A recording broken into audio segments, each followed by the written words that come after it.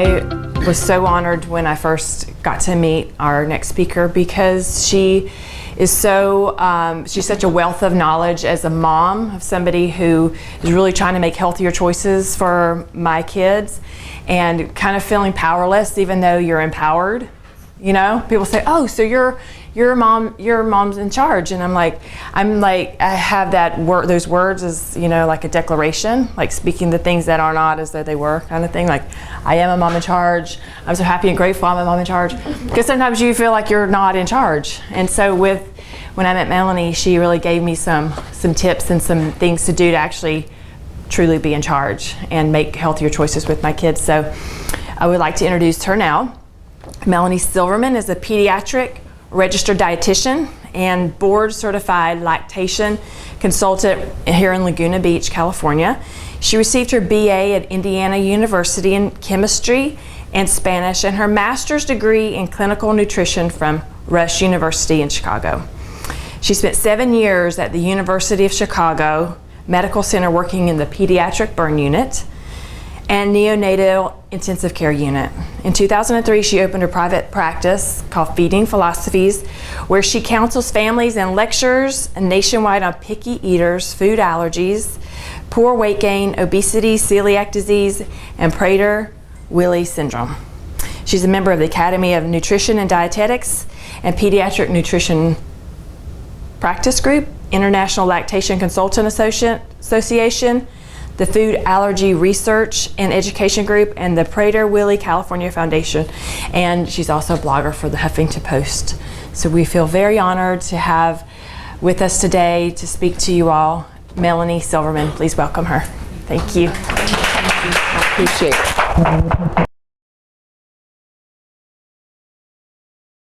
it. Okay, good morning. So my name is Melanie Silverman.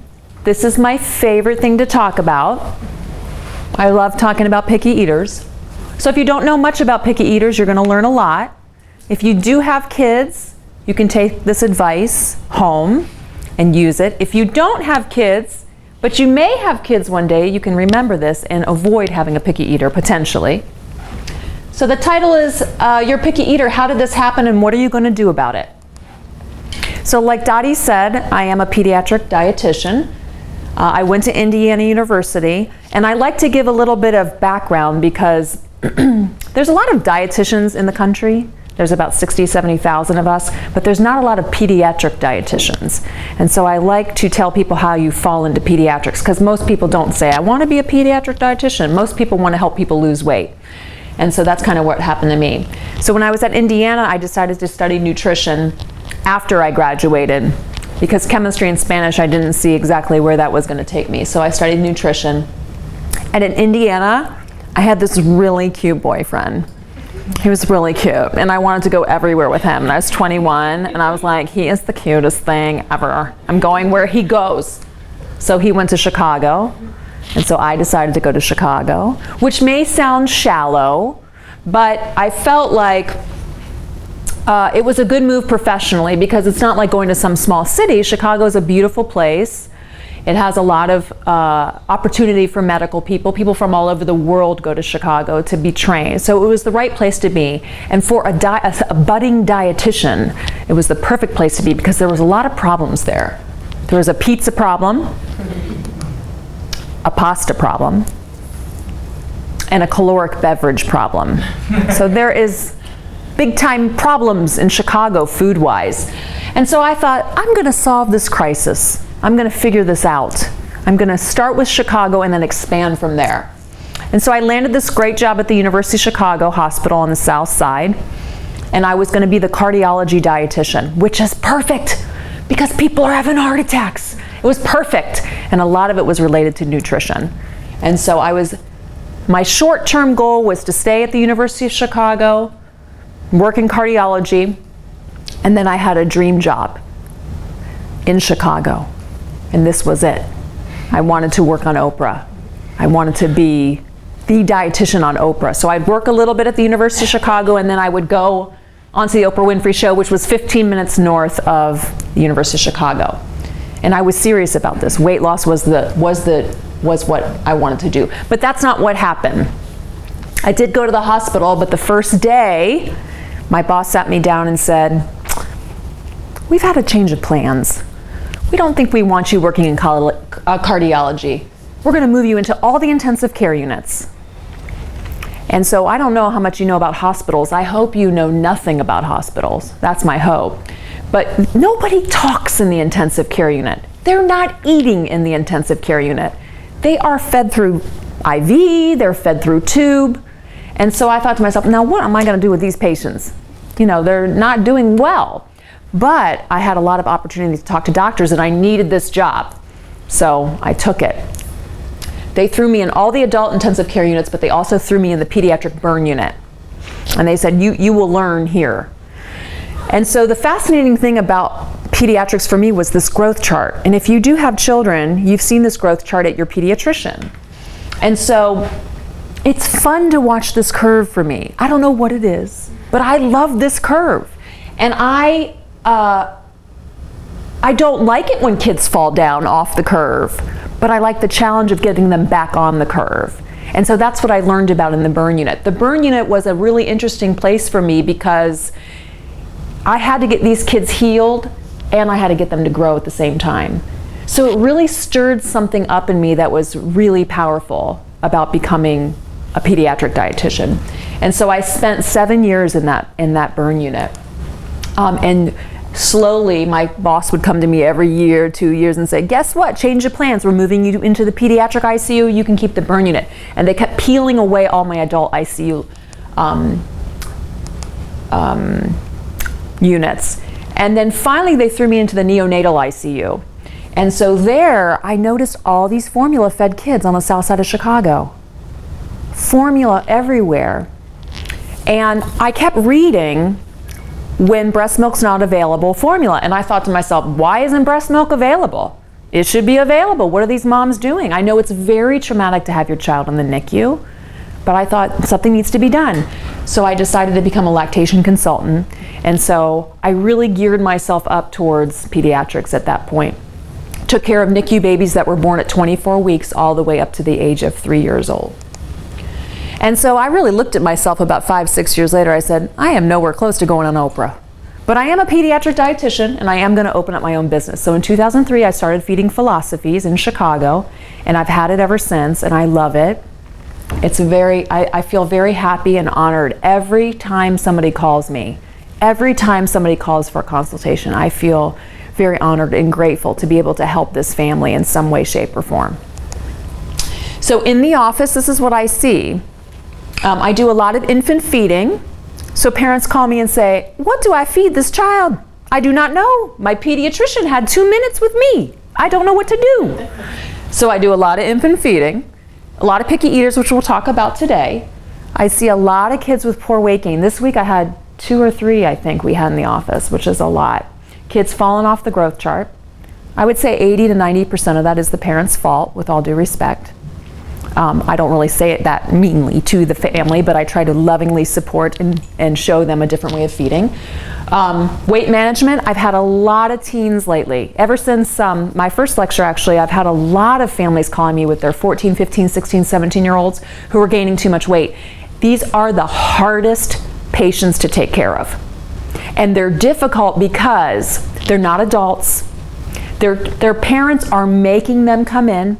So it's not like an adult coming and saying, hey, I really need help losing weight, or we need help gaining weight, or I have anorexia and bulimia and I want to cure myself of that. These are teens being made to come in to see the dietitian. So it's a funky relationship I have with these teens and with the parents. So that has been very, very challenging, but I continue to welcome the challenge. I do a lot of food allergies and intolerances. Breastfeeding, obviously, I go into people's homes and they come into the office and I watch moms and babies breastfeed, which I just love. G-tube feeding, so I have very, very sick kids that can't eat by mouth that we place G-tubes in so they will grow. Prader-Willi syndrome is a condition that I take care of. For the last 10 years, I've been taking care of that condition. Getting ready to write an article on it for the Huffington Post because a lot of people don't know about it, and we should. What these parents are going through is tremendous, and we all need to be open and aware that there are fellow human beings going through this with their children. And the only adults I will do is when a woman or a man has had it with the diets and the pills and the shakes. They've had it. They don't want to do another diet. They don't want to do a single other calorie count.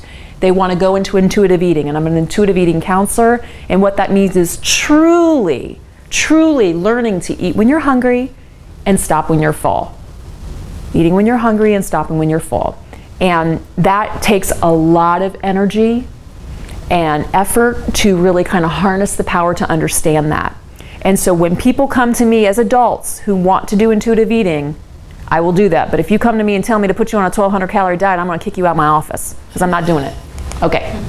So by the end of this quick lecture today, we're going to talk about how your kid became picky, what to do about it, and a little bit about your relationship to food if we have time. Okay, so pictures are worth 1,000 words, right? Is this how it is in your home? They look at the broccoli, they complain about the broccoli. When I named the business Feeding Philosophies, the reason I put that very long name together was because I had philosophies that I wanted to share, and these are them. When you are a parent, you have a lot of things to teach your children. And one of the things you need to teach your children is about how they handle food. You have to teach them how to walk and talk and go to the bathroom and add 2 + 2 and shake hands and look people in the eyes. But you also have to have them learn how to deal with chicken, broccoli, and sweet potatoes and Cheetos, corn chips, and cupcakes. You have to teach them how to handle those things in their lives because they are going to come into their lives. And so there's philosophies on how you do that so kids grow up with a good relationship with food. The first, we teach them to eat when they're hungry and stop when they're full. That's your job as a parent, to teach your kid. The second thing is we have to teach them to eat a variety of different foods. And the third is we have to teach them to behave at the table. Now, I'm very old-fashioned. I believe children should be looking parents and adults in the eyes and saying hello and thank you and shaking their hand. And I also believe that children should be behaving at the table when all of you are working very hard to get that food on the table. So throwing food, sweeping the food off the plate is not appropriate. That behavior will stop if you come see me. So the first feeding philosophy, eat when you're hungry and stop when you're full, that is so these kids will grow to the right size for them. The second philosophy is to eat a variety of different foods. And that's why somebody hires a dietitian.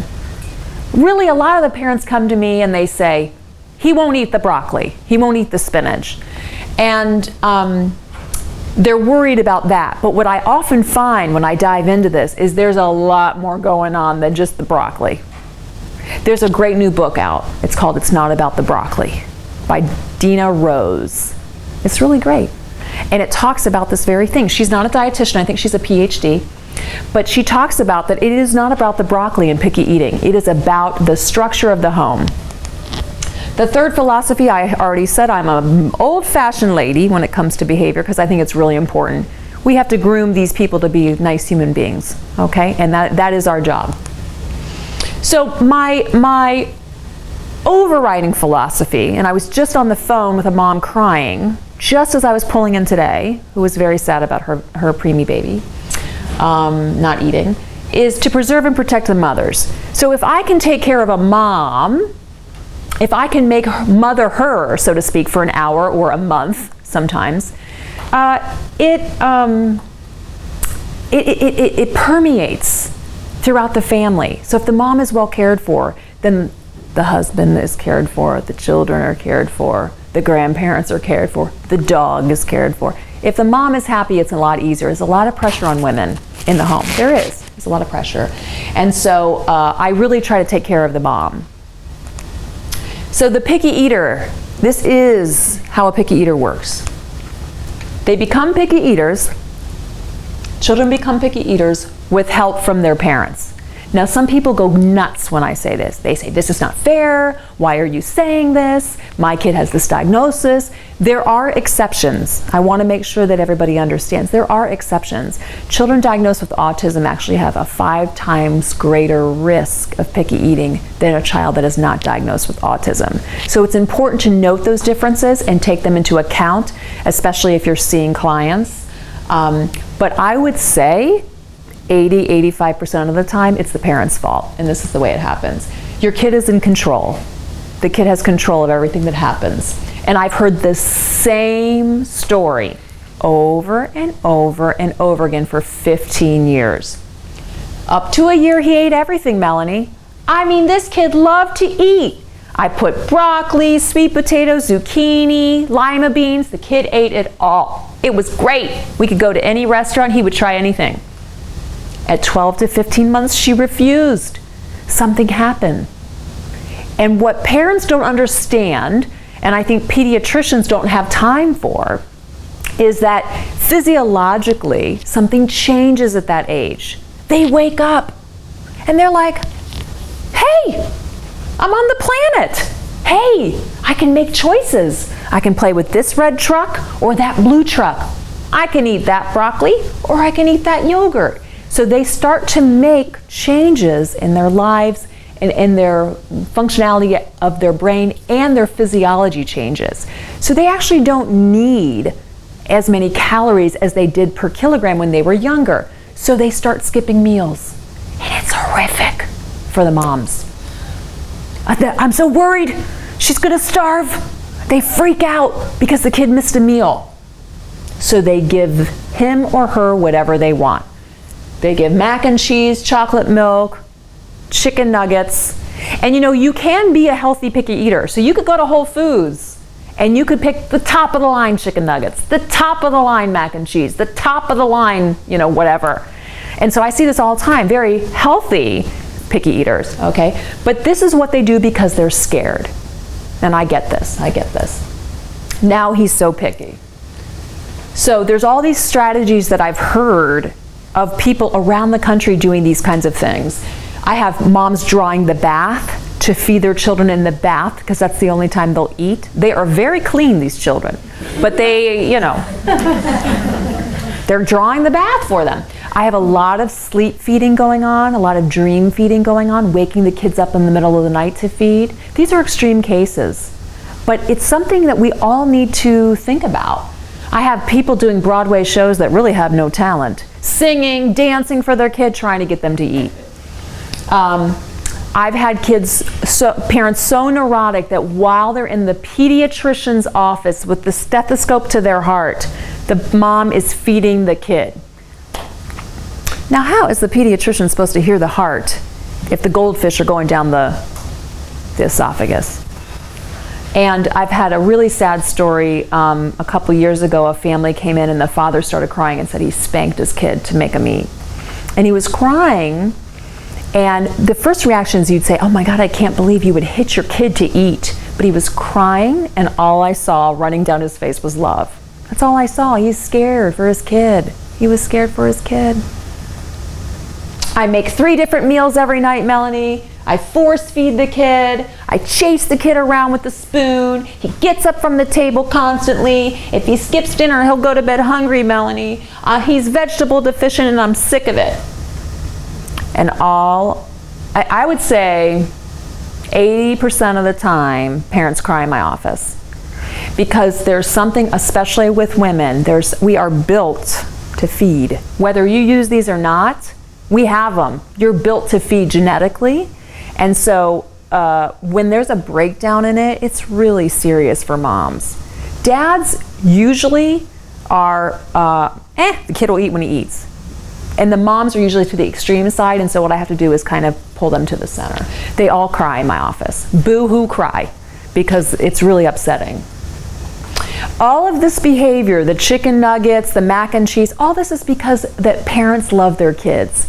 And it took me a couple years to figure that out. At the beginning, when I was naive, I thought, this is just ridiculous that they're doing this. Now I really see it's out of love. I really see that it's a loving thing that you're trying to get your kid to eat. But I tell everybody this, I need to teach you to love your kid in another way.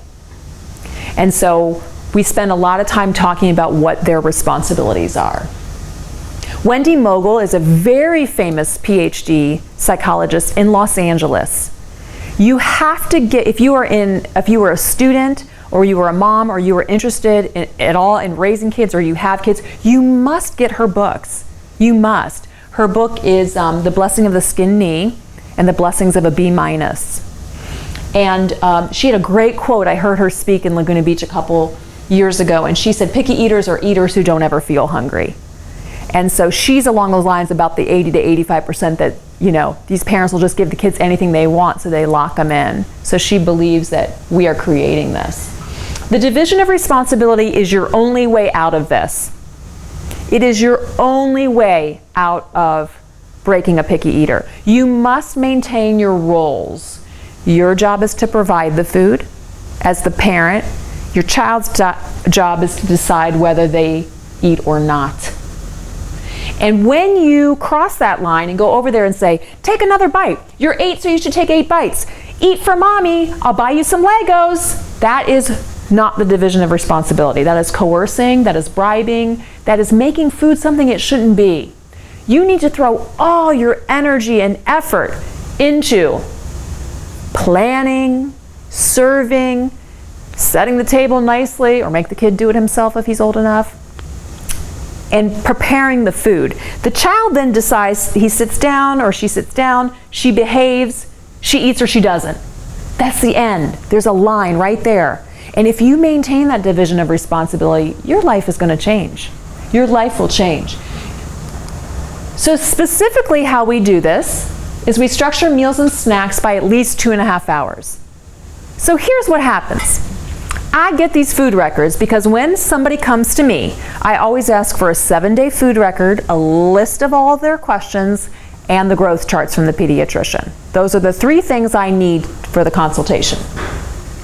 I see all the time these parents come in, okay, Melanie, here's my food record. I fed him at 8, 9:15, 10:30, 1, 2, 4, 6. He never eats his dinner. I don't know why. And I say, well, because he is like at the Ritz-Carlton buffet all day eating, or the Montage, eating at the buffet. You need to separate the meals and snacks so that you elicit a hunger. The second thing you need to kind of really understand is they eat what they want or not at all. So your child will skip meals and you will throw out a bunch of food, and you've got to get comfortable with that. So when my kids, who are 7 and 8, come home, and I pack such nice lunches.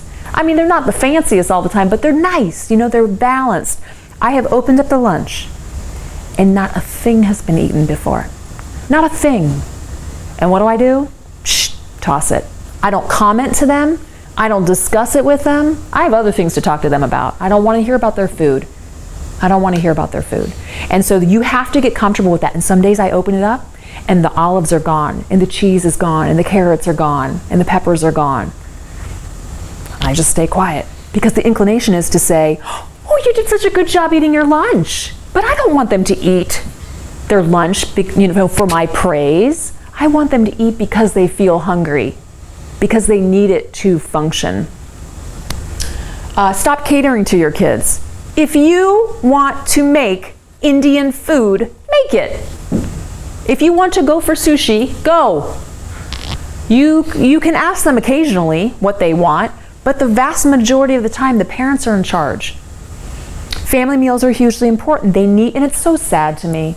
I can't tell you how many people I have lately that come in that grew up with family meals. The mom made something. This is what you eat it or don't eat it. Family meals, sitting at the table, and then something has broken our country down.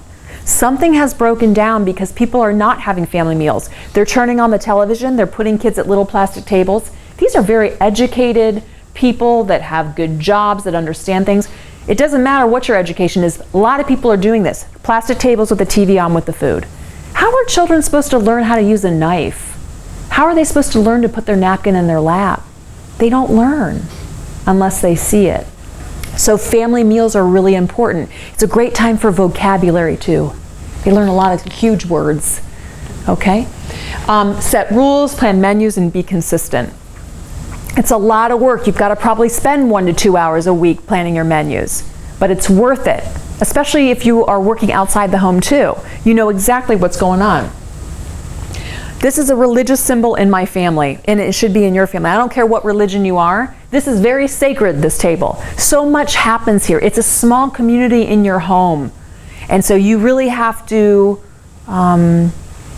view it as a really essential part of your house and get there as much as you can. Get there as much as you can.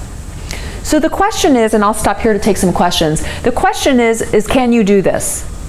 Because there's a real surrender to this when you do this. You have to essentially look at your child as a human being and let them do their work, let them do their job. And mothers and fathers that are very controlling and very worried and have their hands in everything have a very tough time with my program. They have a very tough time. They cannot trust the physiology of their child.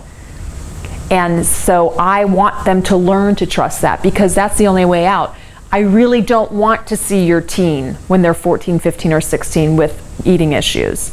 And I'm not saying that this always happens, because there's plenty of us that grew up with the Clean Plate Club, where you had to finish all your food, and we're fine. We're normal weight, we're doing all this, but we know more now. And there's more, we have more opportunity to become obese and more opportunity for eating disorders. And so really, this is why I keep people for a month. So when people come to see me, they sign up, they see me in the office for an hour, and then I take care of them for the month, because they really need me to look at menus, and they need questions answered, and what do I do when the kid does this, or what do I do when the kid does that? So that's why we do this. So it's a real inner struggle, and I should share the testimonials that I've had, because some of these people have written stuff to me like, "You've changed my life. My marriage is better. I went in for nutrition therapy and I love my husband more." I mean, what's better than that? So it's changed people's lives when there's so much pressure at the dinner table that it really kind of changes things. So I'll take about 2 or 3 questions now. I must stop, but I'd love to, if we can take some questions. If anybody has any, that'd be great. Yes. What do you do when you are a picky eater? I need more information. So is this a 3-year-old asking this question, or is this a 25-year-old asking this question? What do you mean? 32-year-old asking this question. Okay, so you're a 32-year-old and you're a picky eater. Okay, so interestingly enough, well, my question is, if you're a 32-year-old and you are a picky eater, is there a picky eating history in your family? Are there other people in your family that are picky? Yes. Yes, so probably when I say about 80% of this time, this is the parent's problem, you fall into the 20% that's genetic. Maybe it's just genetic. There's certain things that come into your mouth that you don't like. Give me an example of things you don't like. Tell me a couple things. I've gotten a little bit better about it, but like tomatoes. Understandable. So tomatoes are something you can't handle in your mouth. That's a funky fruit. It's a fruit. Seeds. I'm a texture person. For sure. Yes. Do you like peaches? No. No. Fuzz. No. No fuzz. No. Jello. No Jello. See, but what you're saying to me is logical, actually. Okay. It's pretty logical. So Jello, we don't really want you doing Jello. No offense to the Jello people, but we prefer you don't. Dyes, you know, Dottie. So, yeah, so it's understandable what you're saying. It's understandable what you're saying. So I do have families that practice this, and they still grow up with these picky eaters. And I think there's a genetic component to it. I didn't used to. But as you get older in your profession, I think some of you will feel this, you become wiser, I think. And so I believe that. I believe that. Anybody else have any questions? Yes? Have you experimented at all with educating mothers on how to educate their children on growing their own food so they know where it comes from and, you know, can take pride and ownership and yes. it comes from seeds to fruition? That's an excellent question, and the question was, do I educate parents on teaching children about food, maybe growing their own food, grocery store shopping? Actually, my Picky Eater program is a handout that changes quite frequently based on kind of what the research does. But one of the bullet points there is I actually do recommend to grow a garden, go to the farmer's market, go to the grocery store. You know, eating, especially, you know, I do some eating disorders. And so if people can put their food in the proper place, you know, that it has to be almost a spiritual experience, that we are nourishing our bodies to do what we have to do in our lives, to take care of our kids, to take care of ourselves, to admire the ocean, whatever it is. If you can get your head around that, it's a beautiful thing. And the way that we try to educate kids, I mean, I have to say, when I see, like I have strawberries in my yard right now, and I walk out there and it is like, I just birthed a baby. I mean, I think it is the coolest thing ever. I grew these strawberries. It's a miracle. You know, some people think I'm crazy, but this is why I'm in the profession. So I think it's very important that we take ownership. and we show our kids in a young way what that is. But I also think it's just as important to get them to all those different kind of, ethnic restaurants and travel with them and make them eat these kinds of foods that, it shapes us as human beings. And food is fun. Food, it should be fun. I get so sad when I see people in my office with anorexia and bulimia, because I feel, or binge eating disorder, because I feel like food could be so pleasurable and so enjoyable, and it's become a nightmare for them. And it makes me so sad. And so if we can lay the foundation through this work and really teach people how to view food and deal with food and see the miracle of food, I think it's a great thing. That's why I'm in the profession. Anything else? Yes? Do you have any advice on how to deal with maybe other family members that continue to give your children foods that you don't necessarily agree with? So this is a great question. So the question is, how do you deal with if you're on board with the Picky Eater program, if you're on board to feed your child a certain way or do your child, but then there's people sabotaging it, like grandmas. So I actually have a slide that says I call grandmas, because I do. I actually call grandmas. So the mom comes in, she cries. We fix a Picky Eater, and then she says, my mother is taking the kids for ice cream 5 days a week. They're not eating dinner. And so it's a tough one. That's a tough one. And so grandmothers, for some reason, are built to make cookies with children and built to feed the kids and do all this stuff. And so I think it's a time for you to have a really serious sit down with your family members and explain to them what you're doing. I really have called grandmothers before and said, look, I totally understand what you're feeling. These are your grandkids. Some of these grandmothers get very uppity with me, like, well, I have this right. This is my right. I'm a grandmother. Like, I can do what I want with the food. But it's very disrespectful to the parents. They have to let the parents do their parenting. That is their child, but they have to let their parents do the parenting. I've had parents write notes to the grandparents. Sometimes when you come at somebody with